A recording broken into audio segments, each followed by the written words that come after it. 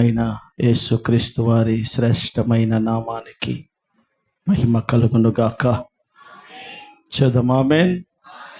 మరొక పునరుత్థాన దినం ఆ మహాదేవుని సన్నిధానంలో కూర్చోగలిగే ఒక అవకాశాన్ని దేవుడు మనకు కలిగించేసినందుకై ఆ దేవాది దేవుని నామానికి మహిమ కలుగును గాక.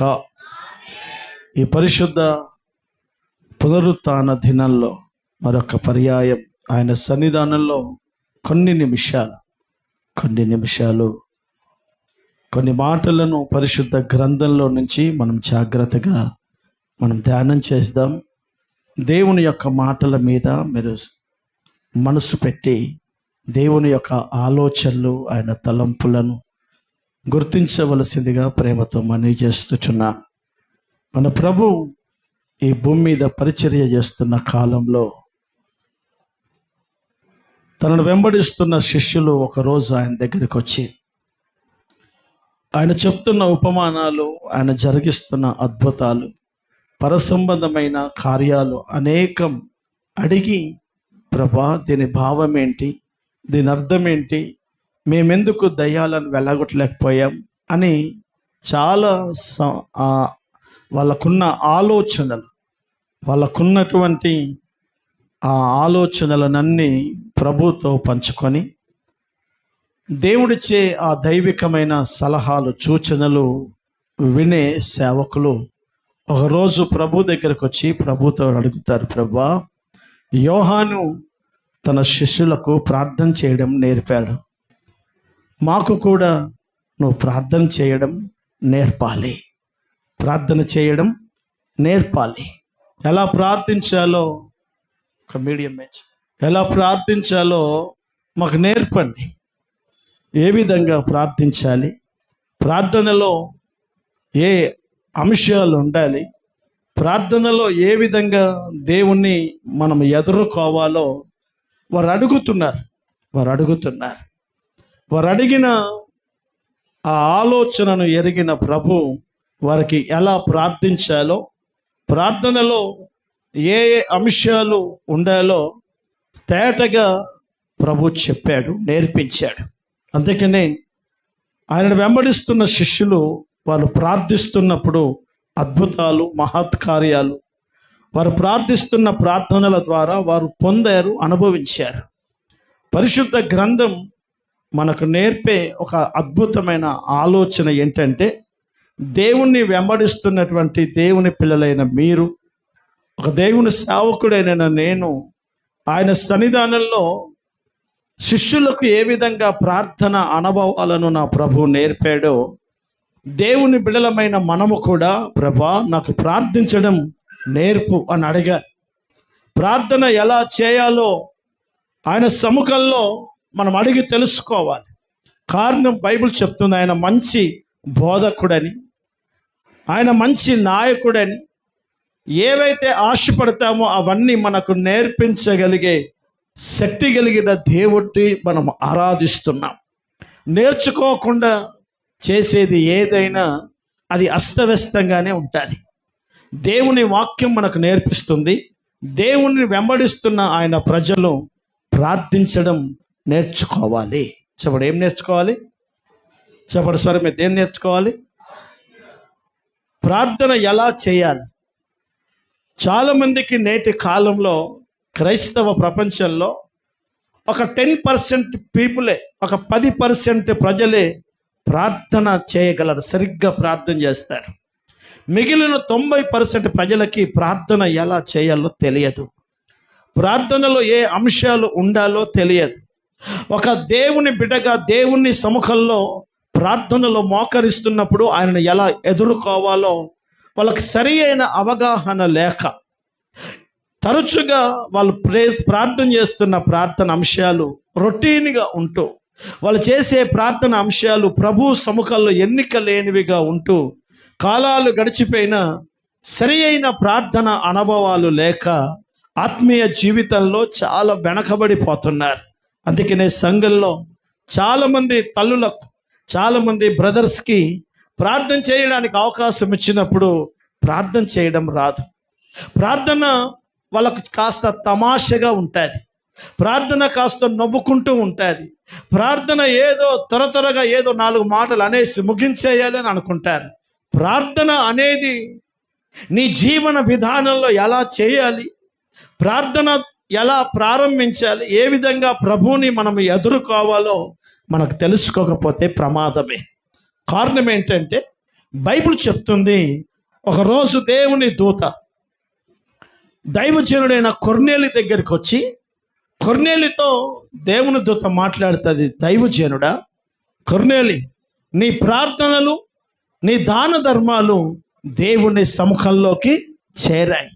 అంటే అర్థం ఏంటంటే దేవుని సముఖంలో ఒక వ్యక్తి ప్రార్థన ఎలా ఉండాలి అని అంటే దేవుని యొద్దకు చేరగలిగేటట్టు ప్రార్థించాలి. హల్లెలూయా, చదముష్యారుగా హల్లెలూయా. మన ప్రార్థన ఏ విధంగా చేయాలి అని అంటే ఏదో నేర్చుకున్నట్టుగా ఉండొద్దు. ప్రార్థన ఏదో చేసామా 4 మాటలు అన్నట్టుగా కాదు. మన ప్రార్థన ఆ మహాదేవుని సింహాసనం ముందు నిలబడాలి. ఆమేన్, చదముష్యారు ఆమేన్. ప్రార్థన ఆ ఘనమైన భావజాలంతో, ప్రార్థన అలాంటి భారంతో ప్రార్థనలు చేసినటువంటి అనేక పరిశుద్ధులను మనం బైబిల్లో చూస్తాం. ప్రార్థన చేస్తున్నప్పుడు ఏలియా ప్రార్థిస్తున్నప్పుడు అద్భుతాలు జరిగాయి. ఎలీషా ప్రార్థిస్తున్నప్పుడు అద్భుతాలు జరిగాయి. మన ప్రభు గెత్సెమనే తోటలో ప్రార్థిస్తున్నప్పుడు చెమట రక్తము బిందువుగా మారేటట్టు ప్రార్థించాడు. అంటే ప్రార్థనలో నీ ప్రాణం, నీ ఆత్మ, నీ దేహం పూర్తిగా దేవునితో మమేకమైపోవాలి. అర్థమవుతుందండి? ఏదో మనం చదువుకుంటున్న చదువు ఒక పుస్తకం చదువుకున్నట్టుగా చదివితే అది ప్రార్థన అనకూడదు.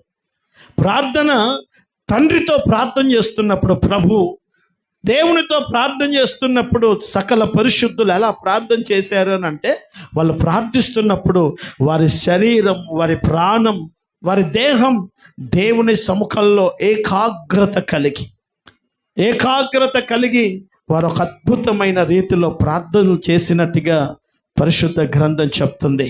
అందుకని దేవుని సముఖంలో చిన్నపిల్లలైనా, పెద్దలైనా, వృద్ధులైనా దేవుని సంఘంలో నీ ఆత్మీయత ఎంత బలంగా ఉందో ఎక్కడ తెలుస్తుందని అంటే, నువ్వు ప్రార్థించే ప్రార్థన మీదనే, నీ నోటు నుంచి పలుకుతున్న మాటల మీదనే అర్థమైపోతుంది నువ్వెంత ఆత్మీయురాలివో, నువ్వెంత ఆత్మీయుడివే. ఒక మనిషి మాట్లాడుతున్నప్పుడు తను పలుకుతున్న ఆ ప్రొనౌన్సియేషన్, ఆ మాట్లాడుతున్న భావజాలం, మాట్లాడే విధానాన్ని బట్టి చెప్పొచ్చు ఆ మనిషి ఏ కోణంకి చెందినవాడు, అతని సంస్కారం ఏంది, అతని ఎడ్యుకేషన్ ఏంది అని మాట మనుష్యుడి యొక్క జీవన విధానాన్ని బయటకు తీసుకొస్తుంది. అందుకని వాక్యం అంటుంది, హృదయంలో ఉన్నదే నోరు మాట్లాడుతుంది. నీ నోటిలో వచ్చింది ఏంటి అని అంటే నీ హృదయంలో ఉన్నదే బయటకు వచ్చింది. ఇప్పుడు మనం ప్రార్థన చేస్తున్నప్పుడు నువ్వు పలుకుతున్న మాటలను బట్టి చెప్పొచ్చు నీ అంతరంగం ఏ ఆలోచనలతో నిండిపోయి ఉంటుంది. చాలా మందికి కొంతమంది ప్రార్థన చేస్తుంటే ఆత్మదేవుడు ప్రార్థనలో అనుసరిస్తున్న విశ్వాసులను, తమ తోటి ప్రార్థన చేస్తున్నటువంటి వ్యక్తితో కలిసి ప్రార్థిస్తున్న వారి యొక్క జీవనంలో ఆత్మదేవుని స్పర్శ అర్థమైపోతుంది. కన్నీళ్ళు వచ్చేస్తాయి. ఆ ప్రార్థనలో ఏకీభవించబుద్ధి అవుతుంది. కొంతమంది ప్రార్థన చేస్తూ ఉంటే మిగిలిన వారందరికీ చాలా మందికి నిద్ర వచ్చేస్తుంది. కొంతమంది ప్రార్థన చేస్తున్న వారికి కూడా నిద్ర వచ్చేస్తుంది. ప్రార్థన ఏ విధంగా చేయాలి, ప్రార్థనలో ఏ భావాలు ఉండాలో మీకు ఒక్క విషయాన్ని నేను ఈరోజు మీకు గుర్తు చేయాలని ఆశపడుతున్నాను. హల్లెలూయా, చదముష్యారుగా హల్లెలూయా, చదమ గట్టిగా హల్లెలూయా, చవల చేతులు ఎత్తుష్యారుగా హల్లెలూయా. నా ప్రభు ప్రార్థిస్తున్నప్పుడు ఏ విధంగా ప్రార్థించాలో ఆ శిష్యులకు నేర్పిస్తున్న మాట ఒకసారి మనం చదువుకుందాం. దేవుని వాక్యంలో నుంచి మత్తయి సువార్త 6వ అధ్యాయం 9వ వాక్యాన్ని ఒకసారి చదువుదాం. మత్తయి సువార్త అందరు తీయండి, 6వ అధ్యాయం 9వ వాక్యాన్ని ఒకసారి చదువుదాం. కాబట్టి మీరు ప్రార్థన చేస్తున్నప్పుడు ఇలాంటి భావజాలంతో మీరు ప్రార్థన చేయండి. పరలోకమందున్న మా తండ్రి, నీ నామం. చాలా అంశాలు కిందున్నాయి. ఆ ప్రార్థన నేర్పిన భావాలు ఏంటయ్యా అని అంటే, ఏ ఏ అంశాలను ప్రార్థించాలో అక్కడ ప్రభు నేర్పాడు. ఆ అంశాలు, ఆ ప్రార్థన నేర్చుకున్న ఆ భావజాలం అంతా మనం స్పష్టంగా చదివితే, ప్రార్థనలో ఒక దేవుని బిడ్డలు ఏ ఏ అంశాలను ఎత్తిపెట్టాలో స్పష్టంగా రాస్తాడు. అందులో మొట్టమొదట నీ ఆత్మీయతలో, నీ ప్రార్థనలో నీవు ప్రార్థించాల్సిన మొదటి అనుభవం ఏంటి అని అంటే, పరలోకమందున్న మా తండ్రి, నీ నామం పరిశుద్ధ పరచబడాలి. చెప్పండి, నీ నామం పరిశుద్ధ పరచబడాలి. ఒక ఆత్మీయుడి యొక్క జీవితంలో, ఒక దైవజనుడి యొక్క సేవలో, నిజంగా దేవుణ్ణి వెంబడిస్తే దేవుని బిడల జీవితంలో వారు ఆత్మీయతలో కలిగి ఉండాల్సిన మొదటి అనుభవం ఏంటయ్యా అని అంటే, ఏ దేవుణ్ణైతే నువ్వు ఆరాధిస్తున్నావో, ఏ నామములో నీకు స్వస్థత కలిగిందో, ఏ నామములో దయ్యాలు వెళ్ళిపోయాయో, ఏ నామములో నీకు ఆరోగ్యం కలిగిందో, ఏ నామములో నీకు క్రీస్తు రక్తములో రక్షించబడిన విశ్వాసిగా నువ్వు మందిరంలో చలామణి అయ్యుతున్నావో, బైబిల్ చెప్తుంది ఆ నామం నీ జీవితం ద్వారా, ఆ నామం ఒక దైవజనుడిగా నా సేవ ద్వారా మహిమపరచబడాలి. హల్లెలూయా. ఆయన నామానికి ఎక్కడ నా సేవ డ్యామేజ్ చేయొద్దు. ఆ నామానికి ఎక్కడ నీ ఆత్మీయతలో నిన్ను బట్టి, నీ ప్రవర్తనలను బట్టి, నీ జీవన విధానాన్ని బట్టి ఎక్కడ సర్వశక్తి కలిగిన దేవుని నామం మహిమపరచబడాల్సిందే తప్ప ఆ ఘనమైన నామానికి ఎక్కడ అవమానము కలగకుండా మన ఆత్మీయతను మనము చూసుకోవాలి. హల్లెలూయా. మనం చేసే భక్తిలో ప్రారంభం భక్తిదే. బాగా వినండి.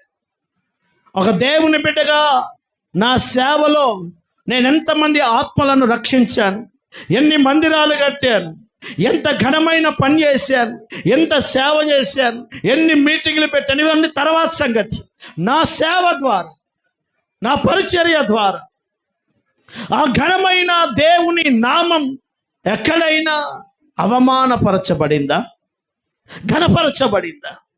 నన్ను బట్టి ఏ నామంలో నేను బ్రతుకుతున్నానో, ఏ నామంలో నేను దేవుని వాక్యాన్ని ప్రకటిస్తున్నానో, ఏ నామంలో నాకు రక్షణ దొరికిందో, ఆ నామం ఎక్కడైనా అవమానపరచబడుతుందా అని నేను నా సేవలో పరిశీలన చేసుకోవాలి. హల్లెలూయా.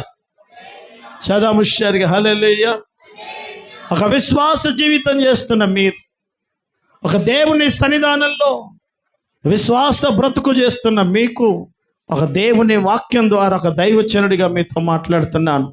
మీరు చేస్తున్న ఈ విశ్వాస జీవితం ద్వారా మీరు ఆరాధిస్తున్న యేసు నామం, మన పరిశుద్ధ గ్రంథం స్పష్టంగా చెప్తుంది, ఆకాశం అందే కానీ, భూమి అందే కానీ, భూమి కిందున్న లోకంలోనే కానీ ఏ నామం ఆ నామానికి సరితూగలేదు. అన్నిటికంటే ఉన్నతమైన నామం, ఆ పేరు కంటే ఘనమైన పేరు ప్రపంచంలో కానీ, పరలోకంలో కానీ, అగాధ పాతాళంలో కానీ ఏ నామాన్ని ఆ నామముతో సరిపోల్చలేమో. హల్లెలూయా. ఆ నామములో దయ్యాలు వణుకుతున్నాయి. బాగా వినండి, ఆ నామములో దయ్యాలు వణుకుతున్నాయి. యేసు నామము పేరు పలికినప్పుడు దయ్యాలు, అపవిత్రాత్మలు వణుకుతున్నాయి. ఒకరోజు దైవజనుడైన యాకోబు ప్రార్థన చేస్తూ యాకోబుతో దేవుడు అంటాడు, యాకోబు నీ పేరేంటి అని అడిగినప్పుడు దేవుని సముఖంలో యాకోబు నా పేరు యాకోబు అని చెప్తాడు. యాకోబు ఒకరోజు అదే ప్రార్థన చేసిన తర్వాత అడుగుతాడు, అయ్యా నీ పేరేంటి అని అడుగుతాడు. నా పేరు అది చెప్పడానికి కుదరదు అని అంటాడు. సంసోను కన్నటువంటి తల్లిదండ్రులు మనోహ, ప్రభా నీవు మా గర్భంలో ఒక శిశువును పెడుతున్నావు, ఆ శిశువు పెరిగి పెద్దవాడై ప్రయోజకుడైన తర్వాత నీ నామం ఘనపరచబడడానికి, బలియాగం చేయడానికి, అర్పణ చేయడానికి నీ పేరేంటో మాకు చెప్తే మేము బలి అర్పణ చేస్తాం అని చెప్పినప్పుడు, నా పేరు నువ్వు ఎందుకు అడుగుతున్నావు, ఆ పేరు నీకు చెప్ప తగదు అని అంటాడు. అంటే పరిశుద్ధులు పలకలేని ఆ గొప్ప నామాన్ని, అగాధ సామ్రాజ్యం ఆ నామము వింటే వణుకుతూ భయపడుతున్న ఆ యేసు నామం, ఆ యేసయ్యను ఆరాధిస్తున్న దేవుని బిడ్డలైన మీ ద్వారా, నా ద్వారా ఎక్కడ అవమాన పాలు కాకూడదు. హల్లెలూయా. చదమ హుషారుగా హల్లెలూయా. చవాలు గట్టిగా హల్లెలూయా. చదం సంతోషంగా హల్లెలూయా. నీ విశ్వాస జీవితంలో జాగ్రత్తగా వినండి. ఏ దేవుని ద్వారా నువ్వు దీవించబడి, ఏ పరిశుద్ధ గ్రంథాన్ని చేతబట్టుకొని ఆ మహాఘనమైన దేవుని మందిరంలో ఆరాధన చేస్తున్నావో, లేఖనం అంటుంది నా పేరు పెట్టబడిన నా ప్రజలు అని అంటుంది. నీకు ఆ యేసు నామము ధరించబడిన విశ్వాసివి నీవు కనుక ఆ నామమును ధరించుకొని బ్రతుకుతున్న నీకు నాకు లేఖనం మనకు బోధిస్తుంది, మన జీవన యాత్రలో ఎక్కడ ఆ మహాఘనమైన దేవుని నామం అవమాన పాలు కాకూడదు. కారణం ఎందుకు చెప్తున్నానంటే, చాలా ప్రజల ద్వారా ఆ ఘనమైన దేవుని నామం అవమానపరచబడుతున్న గడియల్లో మనం బ్రతుకుతున్నాం. నేను దైవజనుడిగా నా సేవలో నేనేం చేశానో తర్వాత సంగతి, నా ప్రతి అడుగును బట్టి, నా ప్రవర్తనను బట్టి, నేను చేసే పరిచర్యను బట్టి, ఏ నామములో నేను పరిచర్య చేస్తున్నానో ఆ దేవాది దేవుని నామానికి ఎక్కడ మచ్చ అవమానం రాకుండా నేను చూసుకోగలిగితే నేను ఒక సరి అయిన సేవ చేసినట్టే. హల్లెలూయా. చదువు అంగటిగా హల్లెలూయా. అందుకే ఇదే ప్రార్థన దేవుడు నా ప్రభు శిష్యులకు నేర్పిస్తున్నాడు.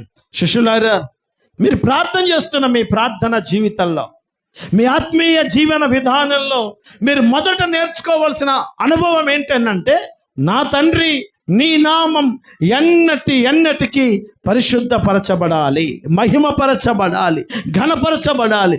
ఎప్పుడు ఆ నామం అవమానపరచబడకుండా మీ సేవను, మీ ఆత్మీయతను మీరు చూసుకోవాలి. ఇదే ప్రార్థన అనుభవాన్ని దైవజనుడైన దావీదు కూడా ఒకరోజు ప్రార్థన చేస్తాడు. ఆ ఒక మాట చూడండి. కీర్తనల పుస్తకం 69వ దావీదు కీర్తన, కీర్తనల గ్రంథం 69వ కీర్తన 6వ వాక్యాన్ని ఒకసారి చదువుదాం. ప్రభువా, సైన్యములకు అధిపతియగు యెహోవా, నీ కొరకు కనిపెట్టుకునే వారికి నా వలన సిగ్గు కలగనీయకు. ఇజ్రాయేలు దేవా, నిన్ను వెతికే వారికి నా వలన అవమానము నొందనీయకు. హల్లెలూయా. ఇది ఒక దైవజనుడు ప్రార్థిస్తున్నాడు. అమ్మా, నా మాటలు చాలా జాగ్రత్తగా మీరు ఆలోచించండి.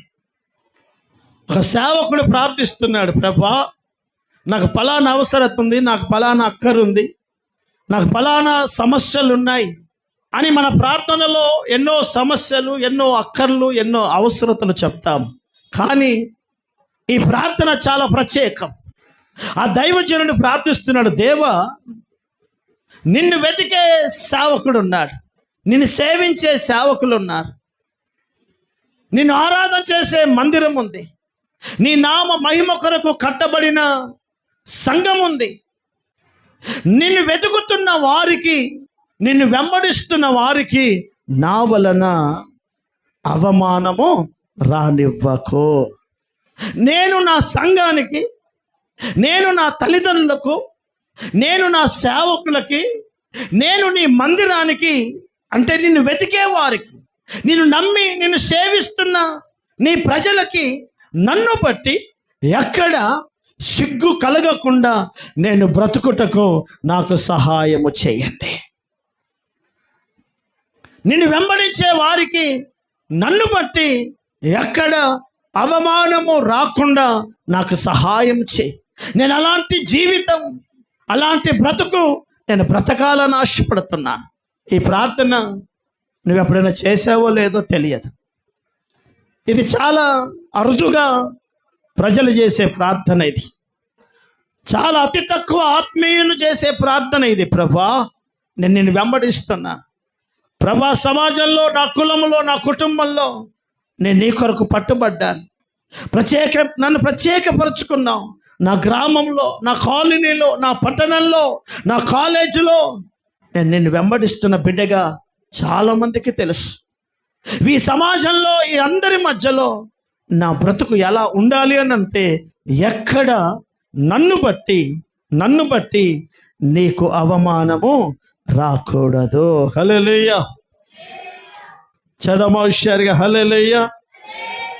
నన్ను బట్టి ఎక్కడ నీకు సిగ్గు కలగకూడదు. ఈ భావం ఒక దేవుని బిడ్డగా నీకుండాలి, ఒక సేవకుడిగా నాకు కలిగి ఉండాలి. కారణం, నేనేం చేసినా దాని పర్యవసనాలు నా సేవ మీద పడతాయి.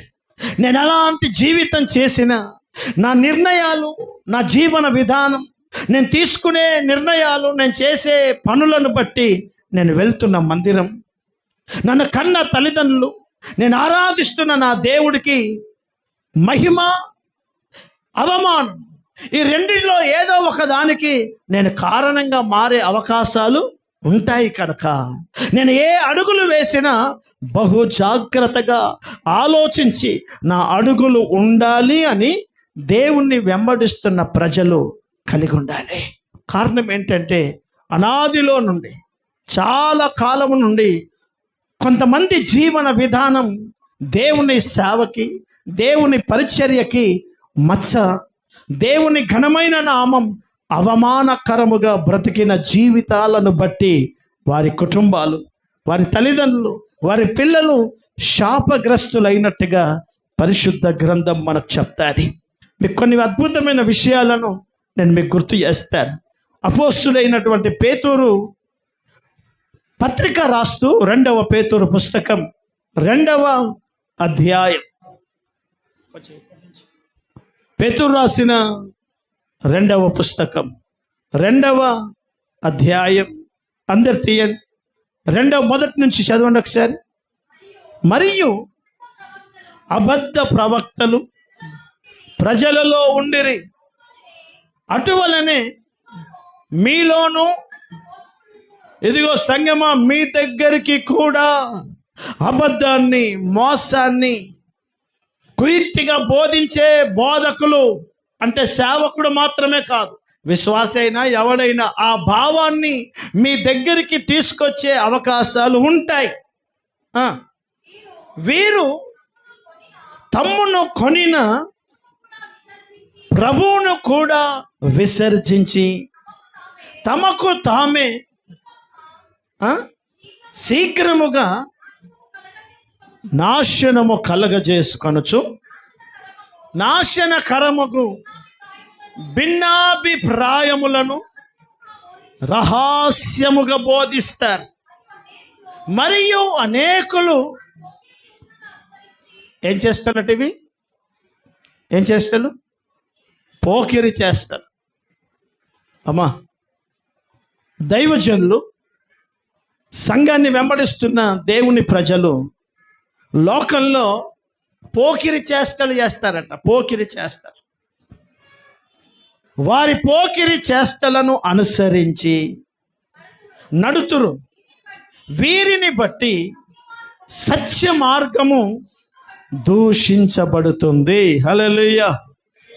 చదముష్యారుగా హల్లెలూయా.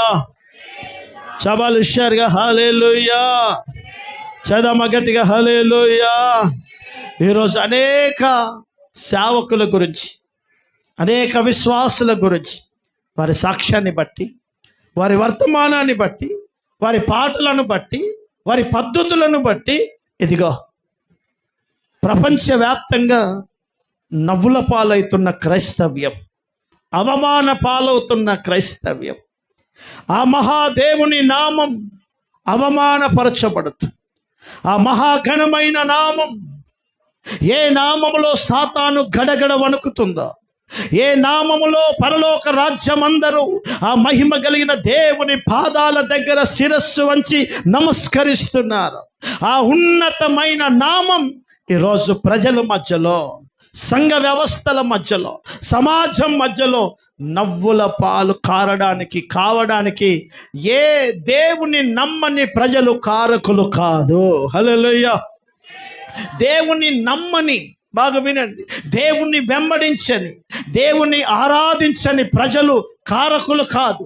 ఎవరయ్యా కారకులు అనంటే, దేవుణ్ణి సేవ చేస్తున్నానని సేవ పేరుతో పోకిరి చేష్టలు చేసే సేవకుడు, దేవుణ్ణి వెంబడిస్తున్నాము, ఆయన నమ్మిన ప్రజలము అని చెప్పుకొని చిల్లరగా ప్రవర్తిస్తున్నటువంటి అనేకమైన దేవుని బిడ్డల యొక్క ప్రవర్తనలను బట్టి ఘనమైన దేవుని నామం అనేక ప్రజల మధ్యలో అవమానాల పాలు, నిందల పాలు అవుతుంది. కనుక దేవుని లేఖనం 2000 సంవత్సరాల క్రితమే నా ప్రభు తన సేవకులతో అంటున్నాడు, బాబు మీరు రేపు సేవ ప్రారంభించబోతున్నారు, రేపు మీ దగ్గరికి వస్తున్న ప్రజలకు మీరు అనేక విషయాలు నేర్పబోతున్నారు.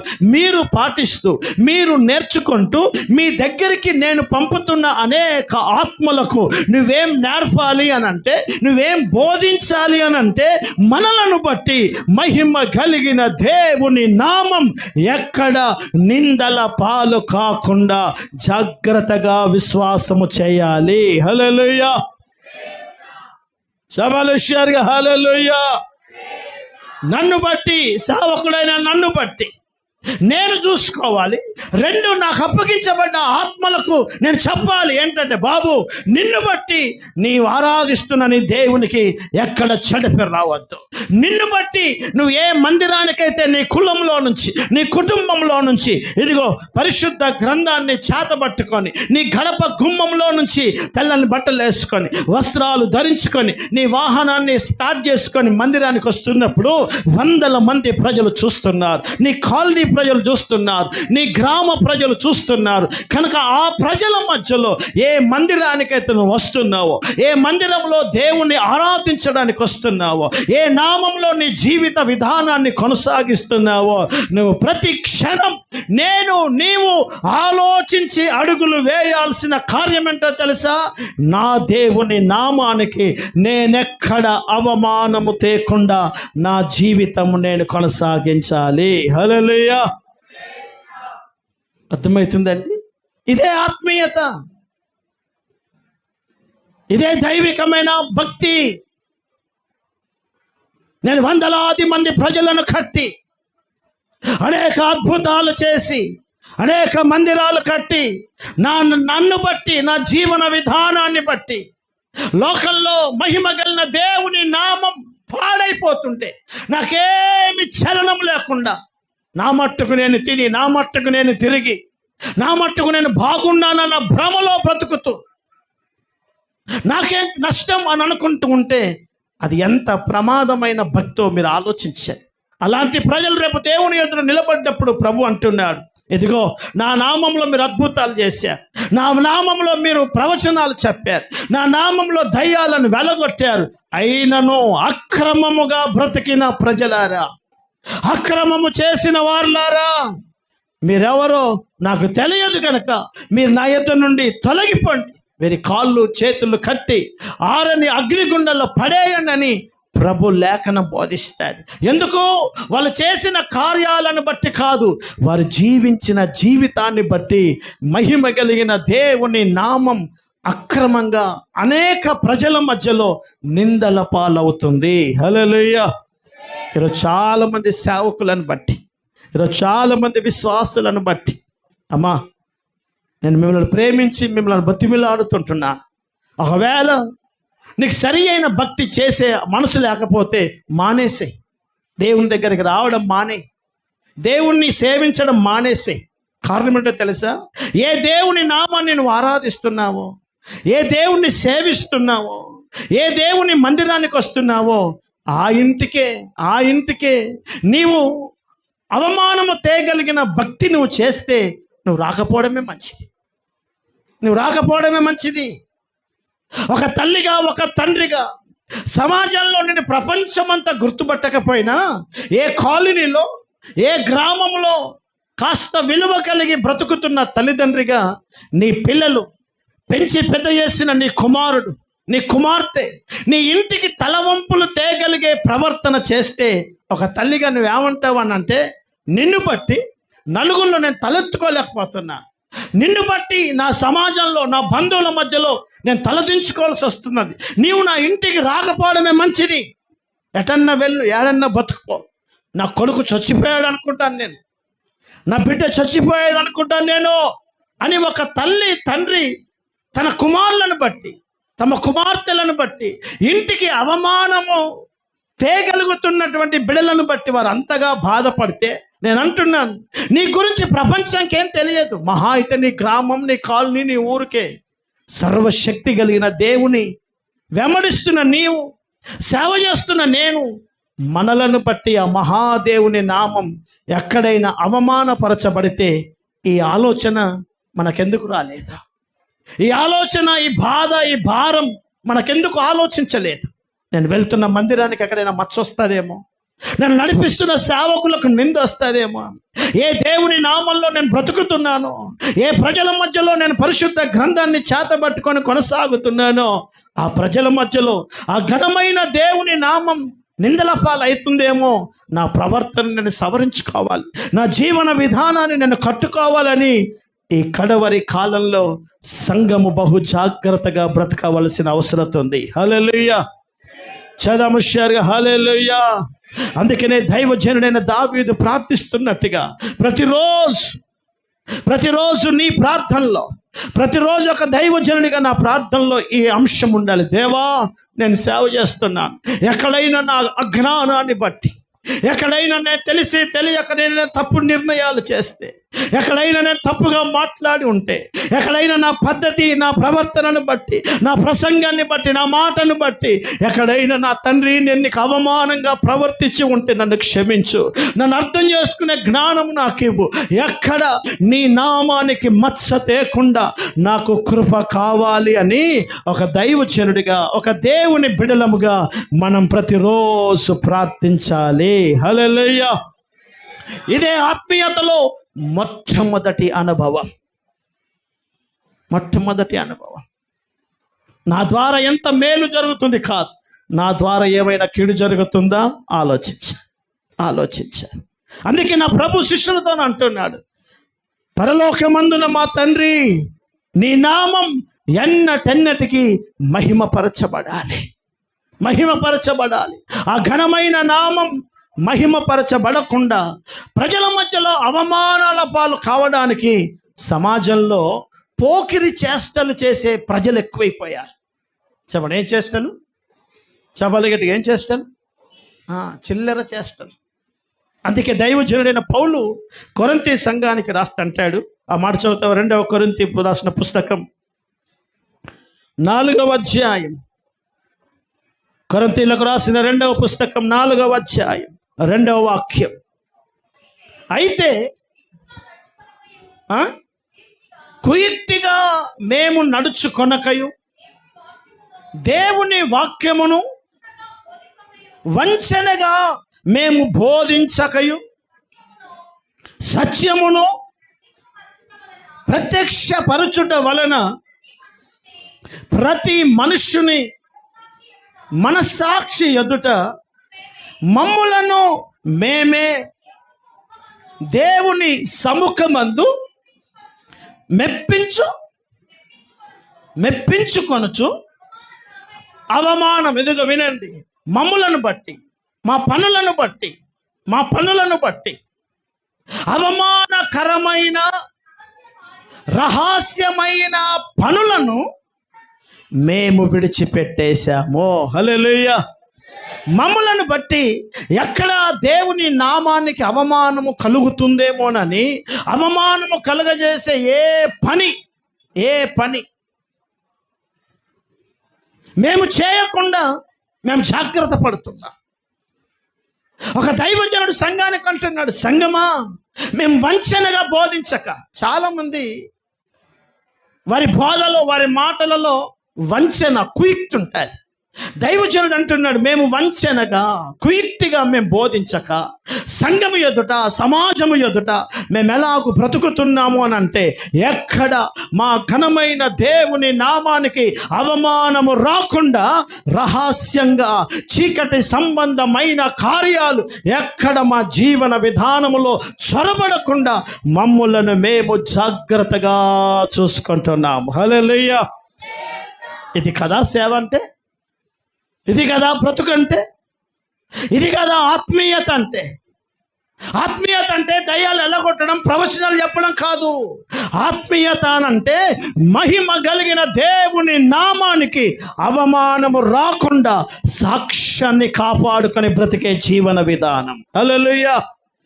అలాగూ బ్రతికే సంఘం కావాలి, అలాగూ జీవించే సేవకుడు కావాలి, అలాంటి బ్రతుకు చేసే గుంపు ఈ కడవరి కాలములో కావాలి. కారణం, నా దేవుని బిడ్డలారా, సోషల్ మీడియా, ఆన్లైన్ అంతా మాటలు ఎన్నైనా చెప్తాడు. వాడి జీవన విధానంలో ఇసుమంతా కూడా ఆత్మీయ సంబంధమైన పరిపక్వత ఉండదు. దానిని గమనించే భక్తులు కొదువైపోయారు కనుక, ఆ దైవికమైన విలువలను కనిపెట్టే భక్తులు కొదువైపోయారు కనుక ఈరోజు ప్రపంచంలో సత్య మార్గము దూషించబడుతూ, సరి అయిన ప్రతిష్ట కలిగిన సేవ నిందల పాలవుతూ, అవమానకరమైన కార్యాలే అత్యధికంగా విస్తరించబడుతున్న దినాల్లో మనం బ్రతుకుతున్నాం. అందుకనే దేవుని వాక్యం అదే కొరింథీయులకు రాసిన 2వ పుస్తకం 12వ అధ్యాయం 21వ వాక్యం ఒకసారి చదువుదాం. 12వ అధ్యాయం, కొరింథీయులకు రాసిన 2వ పుస్తకం 12వ అధ్యాయం 21వ వాక్యం. ఎందుకనగా ఒకవేళ నేను వచ్చినప్పుడు, వినండి, సంఘానికి ఉత్తరం రాస్తంటున్నాడు. సంఘమా, నేను త్వరలో మీ దగ్గరికి రాబోతున్నాను. నేను వచ్చినప్పుడు సంఘమైన నా విశ్వాస బిడలు నాకు ఇష్టలుగా ఉండరేమో అనియు, నేను మీకు ఇష్టడుగా ఉండనేమో అనియు, ఒకవేళ కలహములను, అసూయయు, కోపములను, కక్షలును, కొండెములను, గుసగుసలాడుటయు, ఉప్పొంగుటయు, అల్లర్లును మీ మధ్యలో ఉండునేమో అనియు, నేను మరలా వచ్చినప్పుడు నా దేవుడు మీ మధ్య నన్ను చిన్నబుచ్చునేమో అనియు, మునుపు పాపము చేసి తాము జరిగించిన అపవిత్రత, జారత్వము, పోకిరి చేష్టల నిమిత్తము మారు మనస్సు పొందని అనేకులు సంఘములో ఉన్నారు. వారిని గూర్చి నేను దుఃఖపడవలసి వస్తుందేమో. హల్లెలూయా. చదమ హుషారుగా హల్లెలూయా.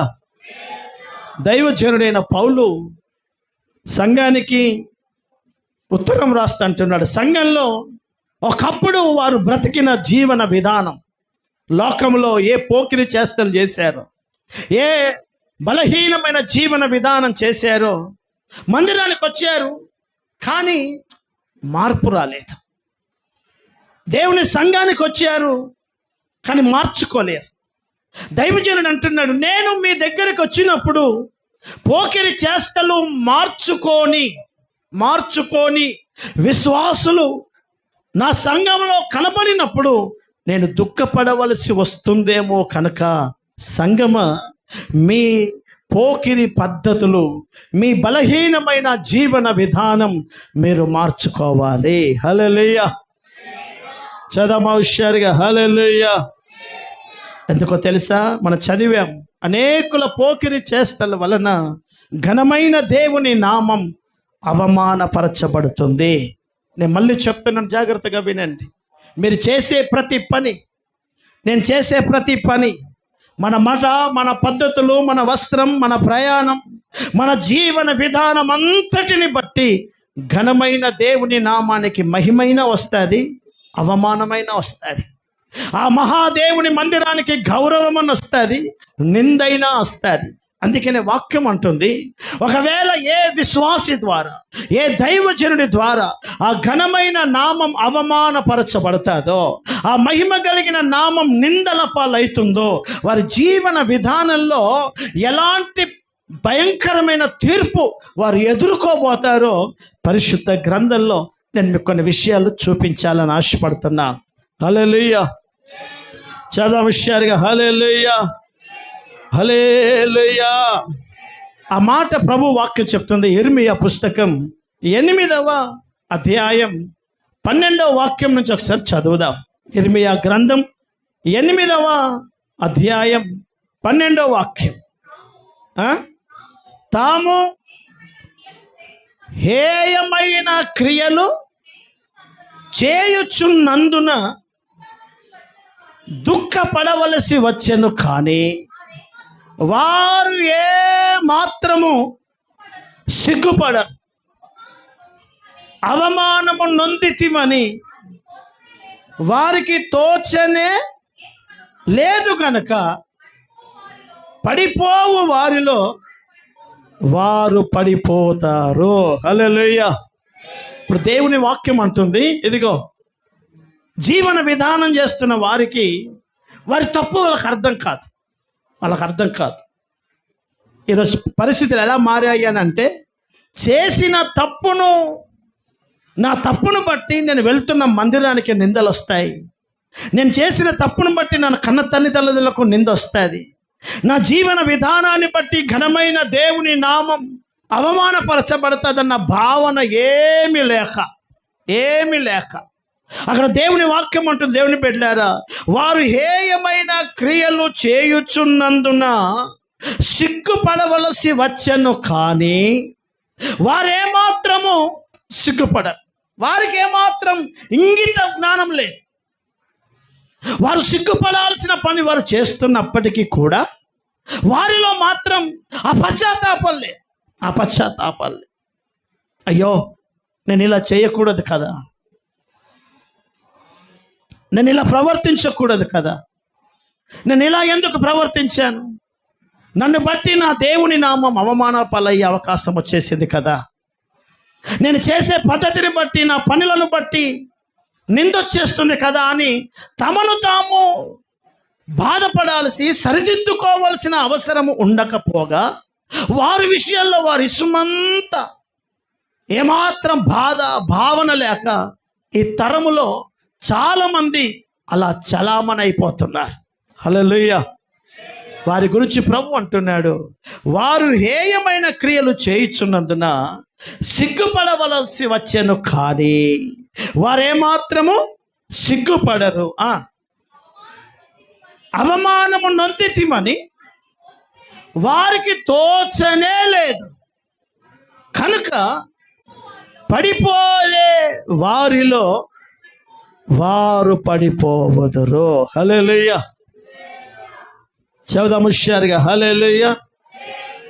చపాలి గట్టిగా హల్లెలూయా. ఒకరోజు స్వస్థత ప్రార్థన పెట్టాము. ఇక్కడ స్వస్థత ప్రార్థన పెడితే ఒక కుటుంబం వచ్చింది ప్రార్థన చేసుకోవడానికి. వాళ్ళని నేను ఎప్పుడు చూడలేదు, కొత్తగా వచ్చారు. ఆ బ్రదరు ఆ సిస్టర్ను తీసుకొచ్చి, అయ్యా భయంకరమైన వ్యాధి ఉంది ఈమెకు అని చెప్పి, ఆ రోగం చాలా ప్రమాదకరమైన రోగాన్ని చెప్పాడు. నాకు వాళ్ళని చూసి బాధ అనిపించింది. అయ్యో, ఇంత యవనస్తులు ఇలాంటి రోగంతో ఉన్నారని చెప్పి నేను కొంచెం భారంగా ప్రార్థన చేసి అలా వెళ్ళి ప్రార్థన అయిపోయిన తర్వాత అక్కడ చేరేసుకొని కూర్చొని, ఏం పేరు నీ పేరు అని అడిగా. ఆ బ్రదర్ తన పేరు చెప్పాడు. ఈమె పేరు ఏం పేరు అని అంటే ఆమె పేరు చెప్పింది. ఈమె నీకు ఏమవుతుంది అని అంటే మౌనంగా ఉన్నాడు. ఏమవుతుంది ఈమె అని అంటే మౌనంగా ఉన్నాడు. నాకు డౌట్ వచ్చి అడిగారు, ఏమవుతుంది ఈమె నీ భార్యనా?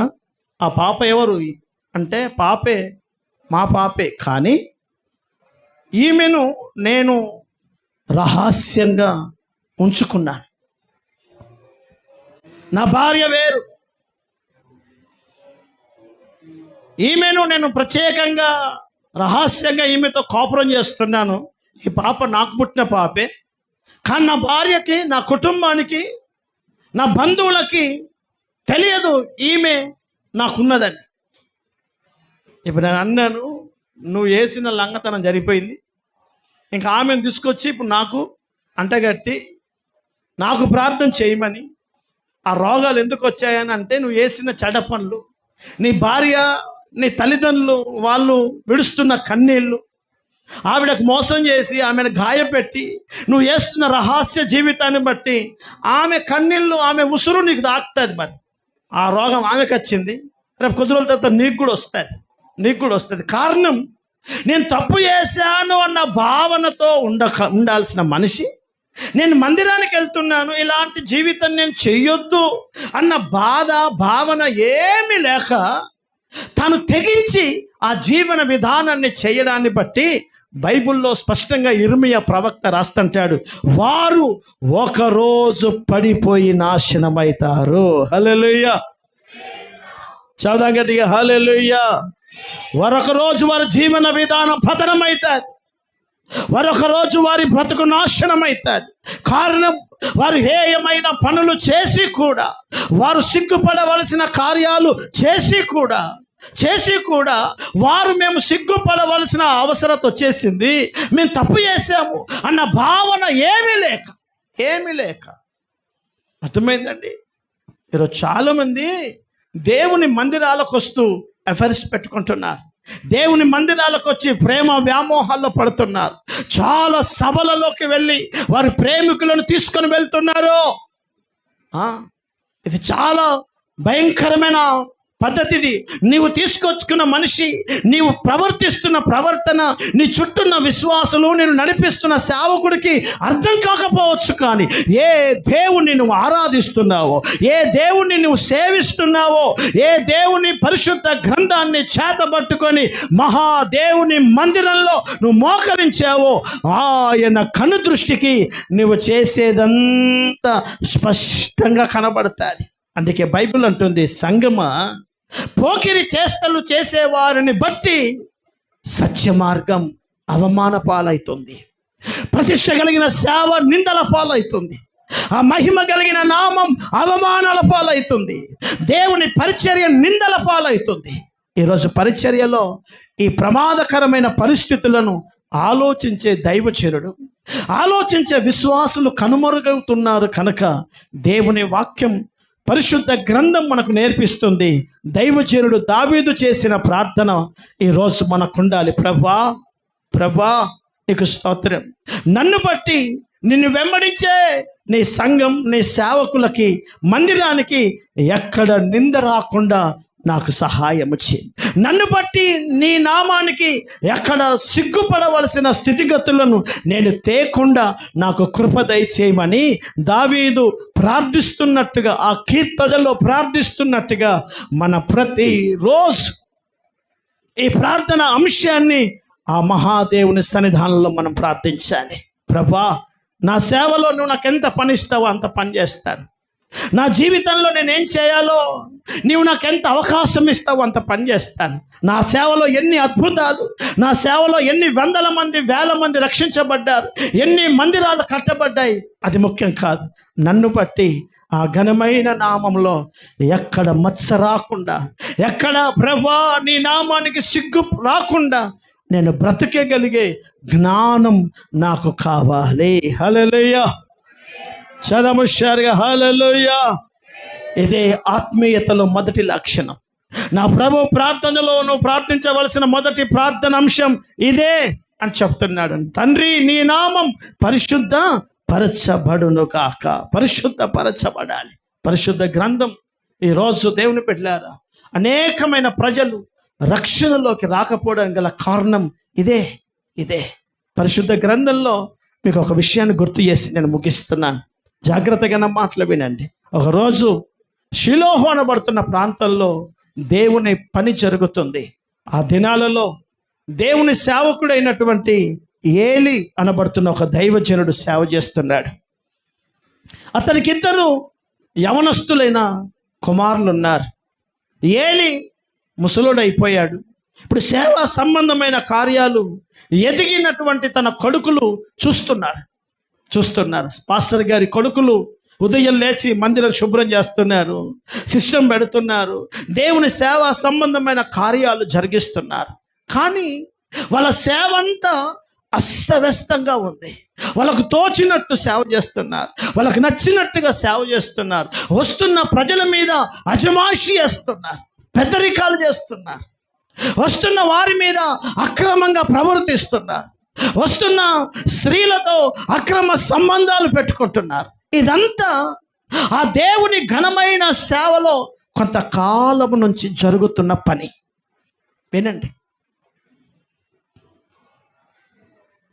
అనేవాడెవడు లేడు, చెప్పేవాడెవడు లేడు. ఎవడు గద్దిస్తే వినే స్థితిలో వాళ్ళు లేరు.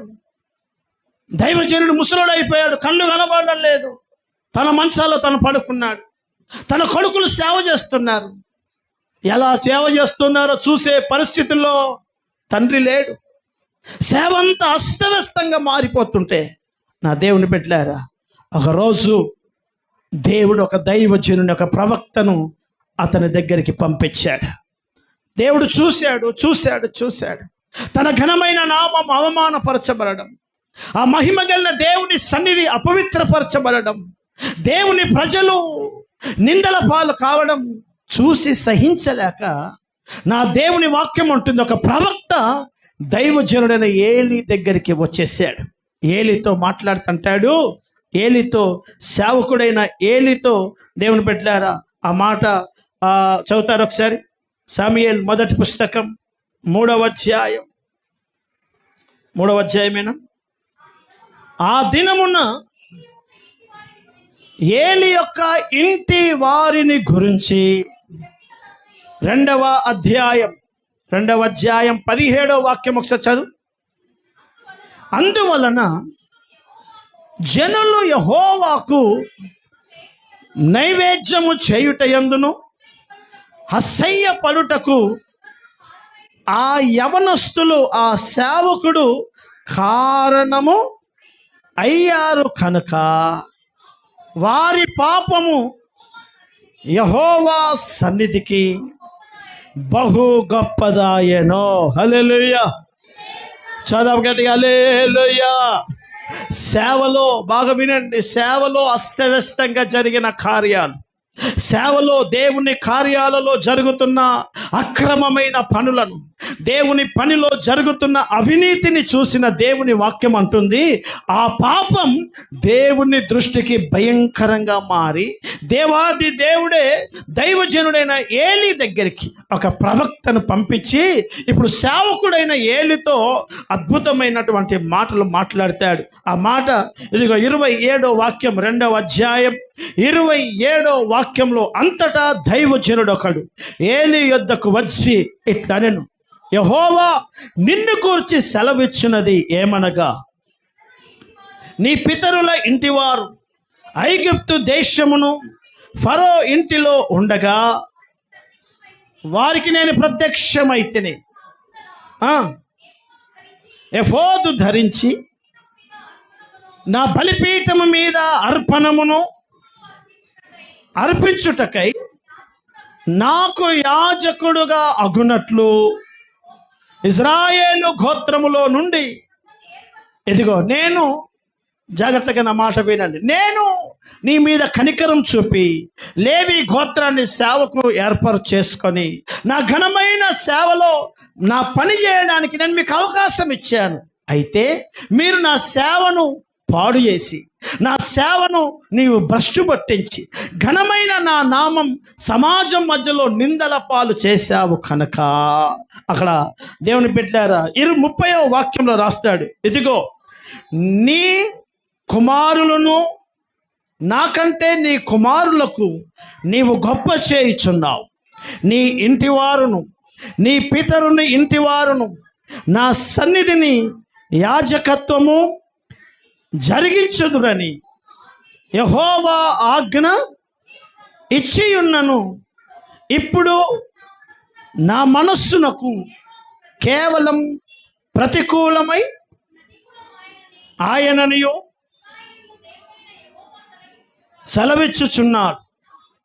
కనుక యెహోవా వాక్కు ఏదనగా, నన్ను గణపరచు వారిని నేను గణపరచెదను, నన్ను తృణీకరించు వారిని నేను తృణీకారం పొందజేసేదను. ఆలకించుము. ఇదిగో ఈ మాట బాగా వినండి, నా వైపు చూడండి. ఆమె చదువుతుంది, నా వైపు చూడండి. ఏ మనిషి ద్వారా దేవుని నామానికి నింద, అవమానం, సేవకుడా, సేవకురాలా, సేవకుని కుటుంబమా, విశ్వాసుల తారతమ్యం ఏమీ లేదు. ఎవడినైనా నా దేవుడు త్రాసులో న్యాయంగా జోకుతాడు. హల్లెలూయా. చదముష్యారుగా హల్లెలూయా. దేవుడు నరుల ముఖాన్ని చూసి లంచము పుచ్చుకునే దేవుడు కాదు. వాక్యం అంటుంది, దైవజనుడా, నీ సేవను బట్టి గనక నాకు అవమానము కలిగితే, ఒక విశ్వాసిగా సహోదరుడా, సహోదరి, నీ పద్ధతులను బట్టి, ఇదిగో నీ కార్యాలను బట్టి, నీ జీవన విధానాన్ని బట్టి ఘనమైన నా నామము నిందల పాలైతే, అవమానాల పాలు గనక నీ ద్వారా కనుక జరిగితే, యవన బిడ్డలారా, మిమ్ములను బట్టి నా ఘనమైన మందిరానికి, నా సేవకుడికి, నా సంఘానికి, నా నామానికి అవమానకరమైన కార్యాలు గనక మీరు చేయుటకు కారణముగా మారితే, జవాబు అక్కడ చదువుతున్నాను, వినండి. కావున ఆలోకించము, రాబోయే దినములలో, ఇదిగో ముందు ముందు ముందు మనం అంటామే, ముందున్నది ముసర్ల పండుగ అని. ఉంటుంది పండుగ, ఉంటుంది. నువ్వు ఆడినట్టు ఆడితే చూసి నవ్వే దేవుడు కాదు మన దేవుడు. నేను ఆడినట్టు ఆడితే పొనితి నా సేవకుడే అని తప్పును ఒప్పుగా చేసే దేవుడు కాదు మన దేవుడు. ఈరోజు సమాజం ఆడుతుంది, సేవకులు ఆడుతున్నారు. సంఘాలలో విశ్వాసులు అనేకులు తమకు తోచినట్టుగా ఆట ఆడుతున్నారు.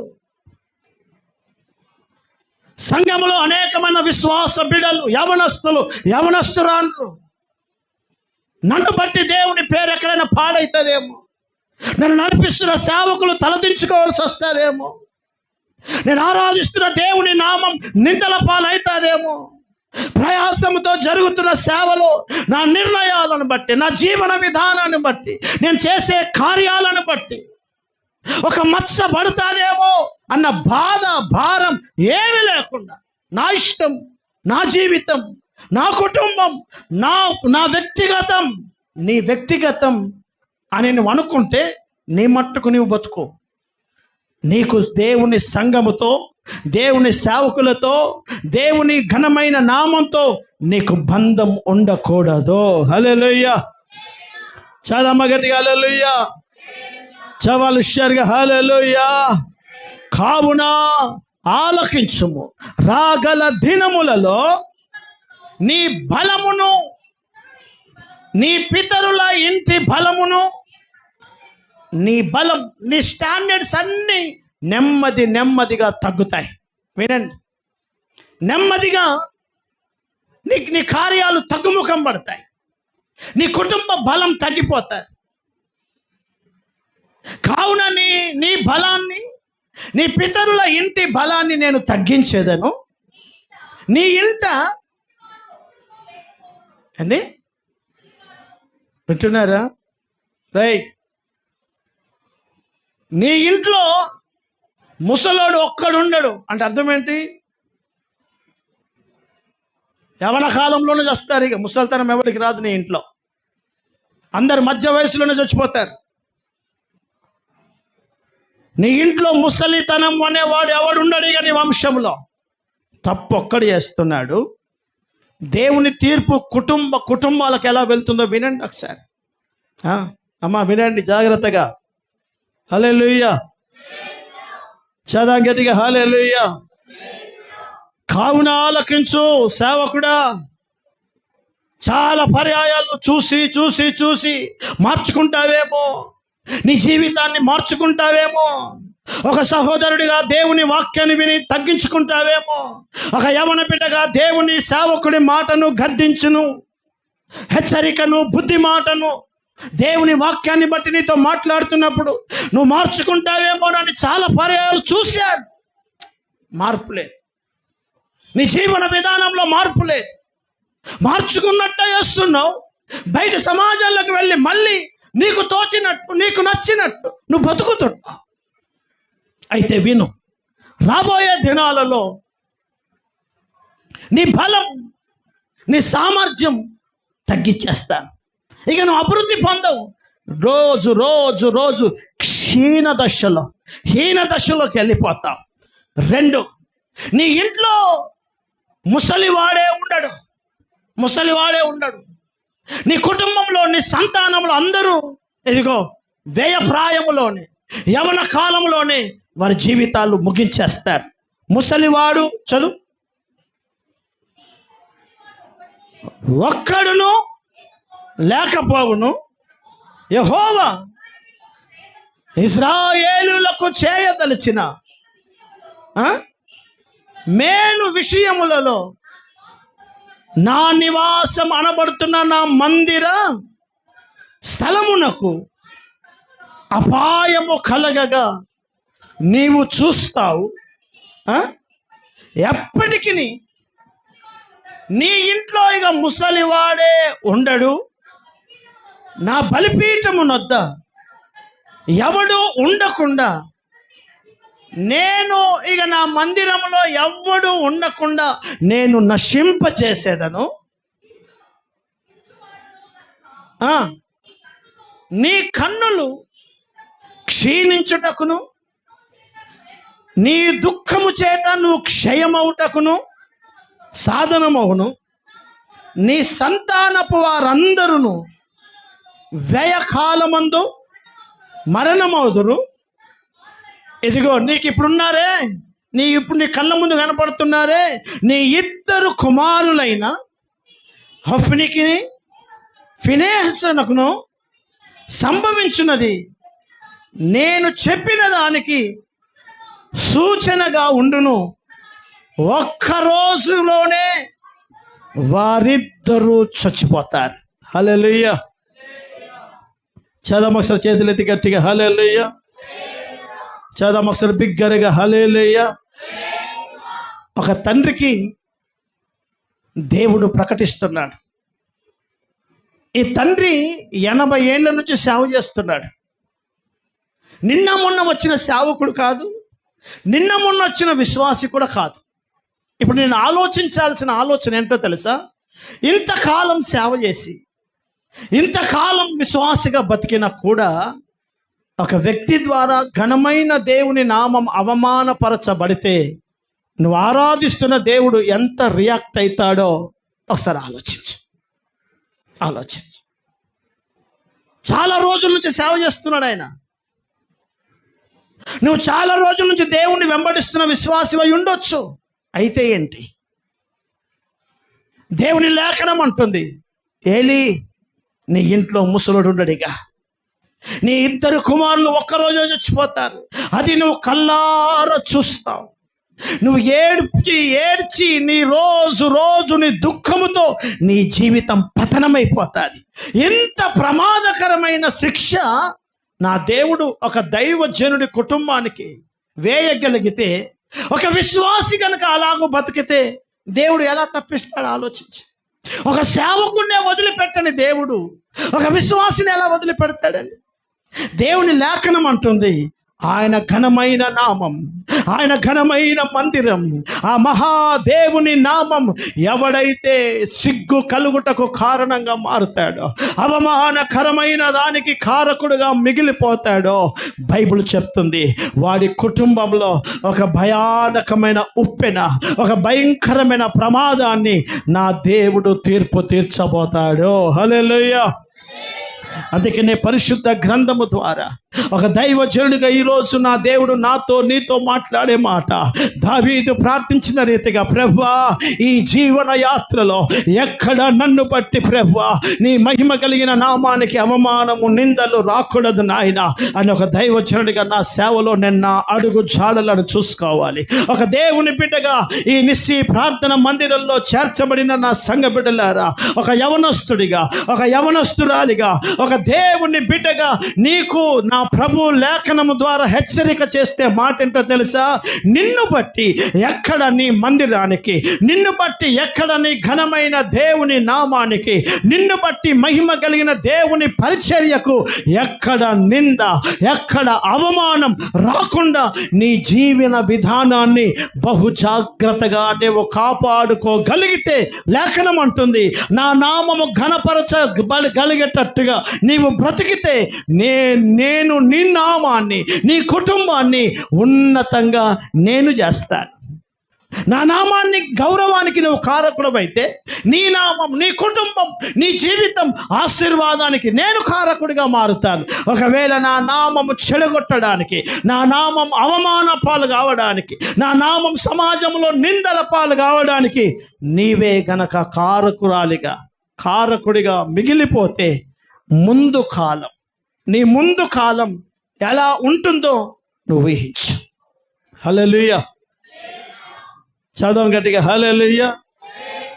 చాలామందికి ఈ భయం లేక, చాలామందికి భావం లేక నేటి కాలంలో సంఘ బిడ్డలు అస్తవ్యస్తంగా బ్రతుకుతూ, సంఘాలలో దేవుని మందిరానికి వస్తూ కూడా వారి జీవన విధానంలో ఏమి మార్పు లేదు.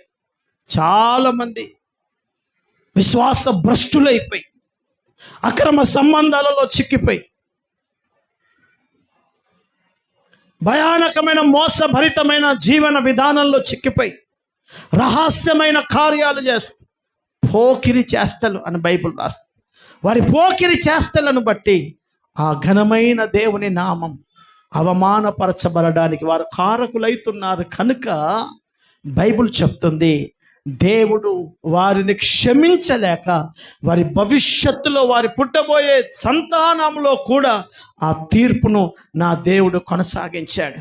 సంగమా, జాగ్రత్తగా ఈ విషయంలో మనం ఆలోచించాలి. మనం ఏం చేస్తున్నాం కాదు, మన ద్వారా ఎక్కడైనా దేవుని నామానికి మచ్చ వస్తుందా చూసుకోవాలి. ఒక విశ్వాస బిడ్డగా, ఒక యవనస్తుడిగా, ఒక యవనస్తురాలిగా, ఒక దేవుని బిడ్డగా మీరు ఎలా బ్రతుకుతున్నారో మీ ఇష్టం. నువ్వెందుకు అలా చేస్తున్నావు అని నేను అడగా, నువ్వెందుకు ఆ విధంగా జీవన విధానాన్ని చేస్తున్నావు అని నేను మిమ్మల్ని హెచ్చరించే స్థాయిలో లేను. అయితే ఒకటి మాత్రం సత్యం, ఏ మనిషి అయితే, ఏ వ్యక్తి అయితే నా ఇష్టం, నా జీవితం అని అనుకొని నీకు తోచినట్టుగా బతికి నీ సంఘానికి, నీ దేవునికి, ఆ మహిమ కలిగిన దేవుని పరిచర్యకి అవమానానికి కారకుడిగా మారుతావు. మనం ఇంతకుముందు చదివాం ఆ మాట, ఒకసారి చదివండి. అదే 2వ అధ్యాయం 17వ వాక్యం, 1 శామ్యూయేలు పుస్తకం 2వ అధ్యాయం 17వ వాక్యం చదువు. అందువలన జనులు దేవుని మందిరానికి నైవేద్యము చేయడానికి అసహ్య పడుటకు, అర్థమైందండి, గ్రామంలో ఉన్న విశ్వాసి సరిగ్గా లేకపోవడం ద్వారా ఆ గ్రామంలో ఉన్న అనేక ప్రజలు మందిరానికి రావడం మానేశారు. ఏలీ కుటుంబం చేస్తున్న పనులను బట్టి అనేకులు దేవుని మందిరానికి రాకుండా ఆగిపోవడానికి, దేవుణ్ణి ఘనపరచడానికి, దేవుని సన్నిధికి రక్షణలోకి రాకుండా ఉండడానికి ఇదిగో ఈ పోకిరి చేష్టలు, ఇలాంటి అస్తవ్యస్తమైన జీవన విధానం చేస్తున్న వారే కారకులయ్యారు. కనుక ఆ సిలువలో తను చేసిన త్యాగం గ్రామాలకు, ప్రాంతాలకు విమోచనకు కారణంగా మారకుండా నీవు చేస్తున్న నీ జీవన విధానాన్ని బట్టి అనేక ప్రజలు మందిరానికి ఆగిపోవడానికి, రక్షణలోకి రాకుండా ఉండడానికి, దేవుని పని విస్తరించబడకుండా ఆగడానికి నువ్వు కారకుడవైతే కనుక బైబిల్ చెప్తున్న పాఠం, నీ భవిష్యత్తు కాలం చాలా ప్రమాదంగా ఉంటుంది. చాలా జాగ్రత్తగా నా మాటలు మీరు హృదయంలో పెట్టుకోండి. నేను మీకు కథలు చెప్పడం లేదు. దేవుని వాక్యం, దేవుడు తీర్పులు ఎలా ఉంటాయో నేను మీకు చూపిస్తున్నాను. కనుక దైవ భయంతో ఒక యవన బిడ్డగా, ఒక యవనస్తురాలిగా, ఒక సేవకుడిగా, ఒక విశ్వాసిగా మన ముందున్న ఈ ఆత్మీయతలో మనం బతకాలి. హల్లెలూయా. చవాలి గట్టిగా హల్లెలూయా. మందిరానికి చెడ్డ పేరు తెస్తూ, సంఘానికి చెడ్డ పేరు తెస్తూ, దేవునికి చెడ్డ పేరు తెచ్చేవాడు అవసరమా? మందిరానికి ఆమె అవసరం అంటావా? వాడు వచ్చేందుకు? ఎందుకండి? అలాంటి రాకపోవడమే మంచిది. అలాంటి వాళ్ళు దేవుని మందిరానికి దూరంగా ఉండడమే మంచిది. ఎందుకు? బైబిల్ చెప్తుంది, యెషయా పుస్తకం 22వ అధ్యాయం 18వ వాక్యం. యెషయా గ్రంథం 22వ అధ్యాయం 18వ వాక్యం.